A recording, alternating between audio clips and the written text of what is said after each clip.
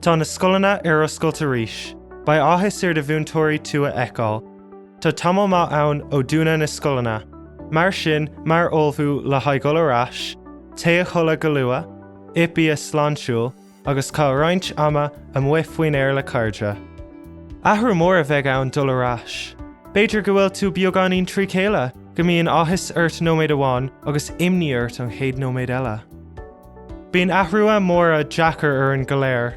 Ba sé go deas bheith arás ar scoil agus do chairde agus do bhúntóirí a eicáil arís. Comhróidh sé sin leat socrú isteach. Táid tar éis se lán rudaí a dhéanamh chun go mbeidh an scoil sláán sábhailtá duit.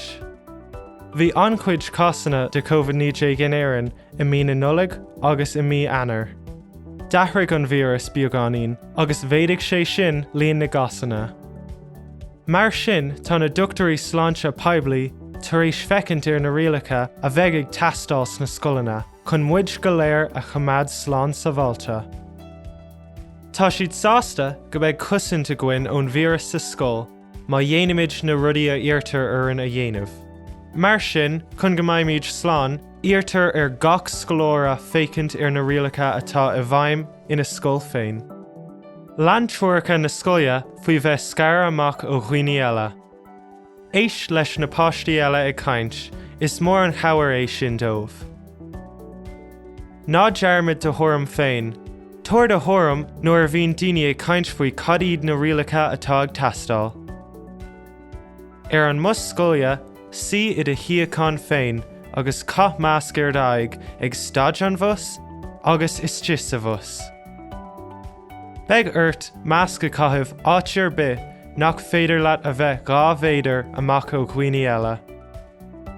Tá na rialacha seo ann chun muid ar fad a chomad slán. Caithfidh gach duine thion féin a dhéanamh chun go n-aibreoidh sé. Is féidir go bhfuil imníocht go bhfuil go leor obair scoile cailte agat. Ná bí bortha.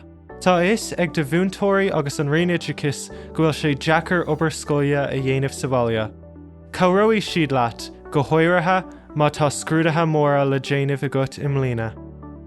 Bíonn duine éigean ann le cabhrú leat a gcónaí má bhíonn imníocht.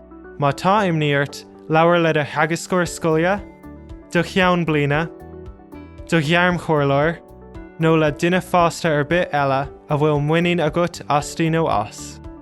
Má tá aon thortha do COVID-19 ort, ná té ar scoil. Lean an treoir ón HSC faoi bheith aonraithe ó dhaoine eile, agus ar de hisismothirí nó ar de chuomhnóir gléic ar an doctor. Má hagann thorthaí COVID-19 ort ar scoil, inis don bhúntóir loithreach é. Tá tuilleadh eolais ar fáil ar gov.ie/Villa ar scoil.